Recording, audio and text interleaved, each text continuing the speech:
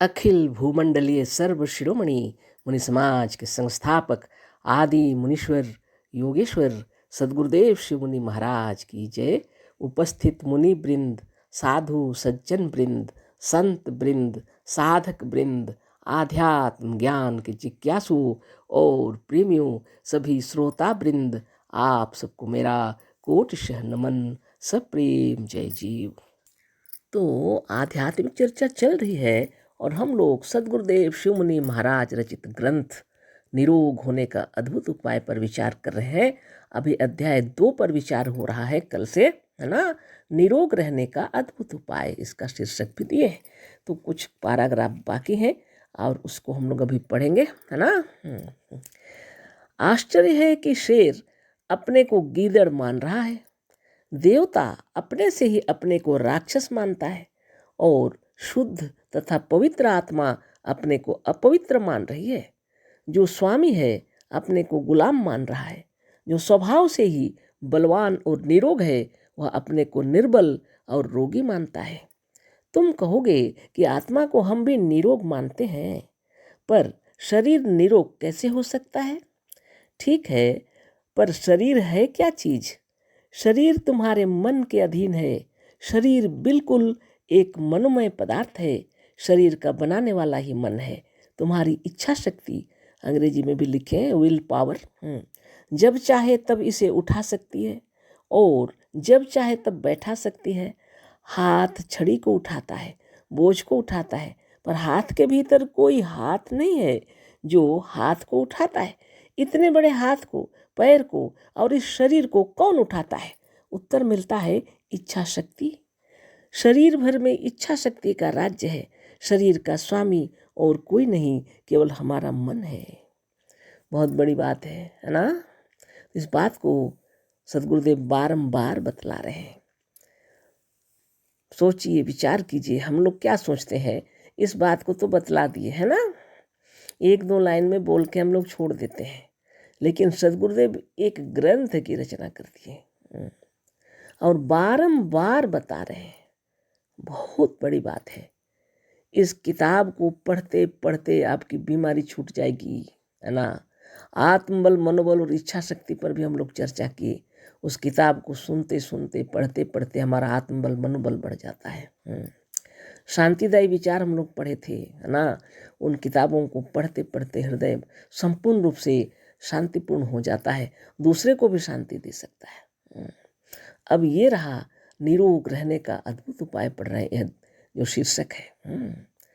तो इस किताब को पढ़ते पढ़ते मेरा कहना है शरीर निरोग हो जाए, क्योंकि निरोग ही हैं आप और इस शरीर में आप विराजते हैं।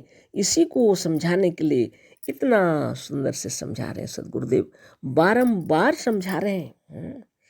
हम लोग जब किसी विषय को समझाते हैं और जब कोई समझते नहीं है तो हम लोग परेशान हो जाते हैं, लेकिन सदगुरुदेव कभी परेशान नहीं हुए। जीवन भर मुनियों को समझाते रहे, किताबें भी लिखे, है ना। उनका तो प्रभाव ही अलग था। उनके सामने बैठकर जब प्रणव करते थे तो लोग समाधिस्थ हो जाते थे। बात ऐसी है ना। उनको देखते साथ हृदय आनंद विभोर और शांति मग्न हो जाता था। सदगुरुदेव आपको वैसा ही बनाना चाह रहे हैं, लेकिन हम लोग अभी तक ऐसा कहाँ बने हैं। कोशिश जारी है ना, बनने की कोशिश जारी है ना। वो चाहते क्या थे कि सभी लोग स्वस्थ और निरोग रहें, मन भी निर्विकार रहे, है ना। सभी ब्रह्म है, यह ज्ञान हो और सबको सम्मान दें, जगत में शांति हो, है ना। लेकिन अभी धीरे धीरे मनुष्य समाज का प्रचार हो और बहुत सौभाग्य की बात है कि कम से कम सदगुरुदेव बुक यानी किताब लिख करके गए, जिसको हम भी पढ़ रहे हैं, आपको सुना रहे हैं। आप भी निरंतर अध्ययन कीजिए, कभी कभी समय मिले तो निश्चय ही समय निकाल कर 2-4 लाइन पढ़ लेना चाहिए, है ना। इससे हमारी आत्मा को परम शांति मिलेगी और बहुत प्रेरणा मिलेगी और साधन ध्यान तपस्या में मन लगेगा, है ना। देखिए कितनी सुंदर तरीके से सदगुरु बता रहे हैं। आश्चर्य है कि शेर अपने को गीदड़ मान रहा है। अब बताइए, इतना सुंदर उदाहरण। शेर खुद को गीदड़ मान रहा है, वास्तव में क्या है वह? वास्तव में शेर है ना। लेकिन मान रहा है अपने को गीदड़, है ना। इसी स्थिति हो गई हम लोगों की। बोल के गुरुदेव बतला रहे हैं कि हम लोग कैसे हैं, खुद तो निरोग निरामय हैं लेकिन खुद को रोगी मान रहे हैं। गलती कहाँ पर है ना। देखिए कितने सुंदर तरीके से, हाँ, देवता अपने से ही अपने को राक्षस मानता है तो देवता, लेकिन खुद को राक्षस बना के रखे हैं। शुद्ध बुद्ध निर्मल निरामय और पवित्र शक्ति अपने आप में रहते हुए हम लोग खुद को राक्षस बना के रखें, राक्षस मानते हैं खुद को, तो गड़बड़ है ना, नहीं है? साधारण बात नहीं है, बहुत बड़ी बात है इसके अंदर। देवता अपने से ही अपने को राक्षस मानता है और शुद्ध तथा पवित्र आत्मा अपने को अपवित्र मान रही है। आत्मा परम शुद्ध है, परम पवित्र है और इसी को अपवित्र मान रहे हैं खुद। कितनी गलत बात हो रही है। जो स्वामी है अपने को गुलाम मान रहा है, वास्तव में जो स्वामी है, मालिक है, वो खुद को गुलाम मान रहा है और एक जन को बना के रखा है। सभी मजहब वाले कोई ऐसा नहीं जो खुद को मानते हैं, सभी मजहब वाले इस ब्रह्मांड में कम से कम सभी मजहब वाले एक कल्पना करके रखे हैं और उसके गुलाम बन के बैठे हैं, है ना। सभी, कोई किसी को नहीं कह सकता कि हमारा बहुत अच्छा है सब वही करते हैं, सब, है ना। कोई सातवें आसमान में बैठा के रखा है, कोई स्वर्गलोक में बैठा के रखा है, कितने जगह में भगवान को रख दिया, लेकिन ये कभी नहीं सोचा कि हमारे अंदर है ना, वो कोई दूसरा नहीं, हम स्वयं हैं, कभी नहीं सोचा। सदगुरुदेव वही बात बता रहे हैं ना। जो स्वामी है स्वयं अपने को गुलाम मान रहा, जो स्वभाव से ही बलवान और निरोग है वह अपने को निर्बल और रोगी मानता है। आपका स्वभाव है, शरीर स्वस्थ और निरोग रहना चाहिए, बलवान भी है ना, लेकिन रोगी और निर्बल बना के रखें। तुम कहोगे कि आत्मा को हम भी निरोग मानते हैं, है ना देखिए हम लोग की बातों को भी जानते हैं। सदगुरुदेव कहते हैं कि तुम कहोगे कि हम शरीर माने हम आत्मा को निरोग मानते हैं, पर शरीर निरोग कैसे हो सकता है। आत्मा निरोग है वो तो हम भी मानते हैं ना, कहते हैं, आप लोग कह रहे हैं, लेकिन शरीर निरोग कैसे हो सकता है। तो गुरुदेव कह रहे हैं ठीक है, पर शरीर है क्या चीज। ठीक है, आप जो कह रहे हैं वो बात ठीक है, लेकिन शरीर है क्या चीज पहले उसको जानो, है ना।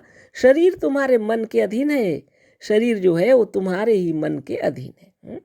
शरीर बिल्कुल एक मनोमय पदार्थ है। शरीर क्या है, सिर्फ मनोमय पदार्थ है। जो कुछ दिख रहा है आपका ये सारा शरीर आपके मन से निर्मित हुआ है। इसको अगर आप तत्व से समझ जाए तो कोई चिंता की बात नहीं। शरीर का बनाने वाला ही मन है। शरीर को जिसने बनाया वो कौन है, मन है। तुम्हारी इच्छा शक्ति है ना, तुम्हारी इच्छा शक्ति है, विल पावर भी यहाँ गुरुदेव लिख दिए हैं। जब चाहे तब इसे उठा सकती है। तुम्हारी इच्छा शक्ति कैसा कार्य करती है बता रहे हैं, देखिए। जब चाहे इसे उठा सकती है और जब चाहे तब बैठा सकती है। इच्छा हुई तो हम लोग खड़े हो गए, इच्छा हुई तो हम लोग बैठ गए। हाथ छड़ी को उठाता है, इच्छा हुई तो छड़ी भी उठा लिए। बोझ को उठाता है, बोझ भी उठा लिए, है ना। पर हाथ के भीतर कोई दूसरा हाथ नहीं है, इस हाथ के भीतर कोई दूसरा हाथ नहीं है। पर जब जैसी आवश्यकता पड़ी वैसा बल हमारे अंदर उत्पन्न हो गया ना, नहीं। जो हाथ को उठाता है, इतने बड़े हाथ को, पैर को और इस शरीर को कौन उठाता है, उत्तर मिलता है इच्छा शक्ति, है ना शरीर भर में इच्छा शक्ति का राज्य है। शरीर का स्वामी और कोई नहीं, केवल हमारा मन है। तत्व से समझ लेने पर हृदय में आनंद आ जाएगा, है ना। जो भी है आपका शरीर है, आप उसके मालिक हैं, है ना।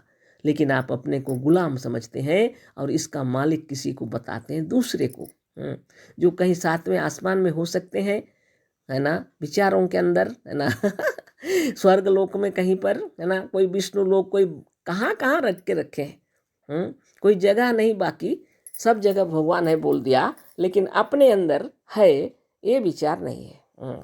खुद को क्या बोलते हैं, पापी हैं हम लोग, है ना। तो बताइए सदगुरुदेव शिवनी महाराज की जय। हम लोग अपने को पापी समझते रहते अगर सदगुरु नहीं आए होते, कोई संदेह नहीं है, क्योंकि सभी यही बताते हैं ना, खुद को पापी समझो, है ना। लेकिन गुरुदेव क्या बोल रहे हैं, निष्पाप और निष्कलंक है तुम्हारी आत्मा। बाप रे, आप परम पवित्र हैं, गुरुदेव बतला रहे हैं। आप विचार कीजिए इस शक्ति के बारे में जो आप स्वयं है। ये सारा शरीर जिससे निर्मित हुआ है वो कौन है? स्वयं आप हैं, है ना। इस तत्व को ठीक से समझ लीजिए, कह रहे हैं गुरुदेव। इस शरीर को खड़ा करना, बैठाना, उठाना जो कार्य हो रहा है, इच्छा शक्ति है। ये इच्छा शक्ति कहाँ उत्पन्न होती है? जहाँ आत्मा है, जहाँ चेतन है, जहाँ प्राण है ना, इस शरीर में, है ना। अगर ये ना रहे तो कैसे उठेगा ये शरीर, है ना। सबको पता है प्राण निकल जाने के बाद शमशान तक इसको जो ले जाते हैं तो 4-5 लोग, 6 लोग, सब लोग उठा के ले जाते हैं। जो जितना भारी है उस हिसाब से जाएंगे लोग, है ना, शरीर। और आप जब हैं तो शरीर को नचा सकते हैं, है ना। इस बात को तत्व से समझ जाइए। सद्गुरुदेव यही बता रहे हैं, सब मिलकर सद्ज्ञान का प्रचार करें ताकि सब स्वस्थ और निरोग रहें, मन में प्रसन्नता हो, है ना, हृदय आनंद विभोर हो, और ये चारों तरफ अमृत ही दिखाई पड़े हम लोग को, है ना। कल इस पर फिर चर्चा होगी। वास्तव में चारों ओर अमृत भरा हुआ है। आकाश, अग्नि, जल, वायु और मिट्टी सब हमको शुद्ध और पवित्र और निर्मल चाहिए, है ना। तो कल इस पर चर्चा होगी। अशेष धन्यवाद, कोटि सह नमन। सद्गुरुदेव शिवमुनि महाराज की जय। अशेष धन्यवाद। सब प्रेम, जय जीव।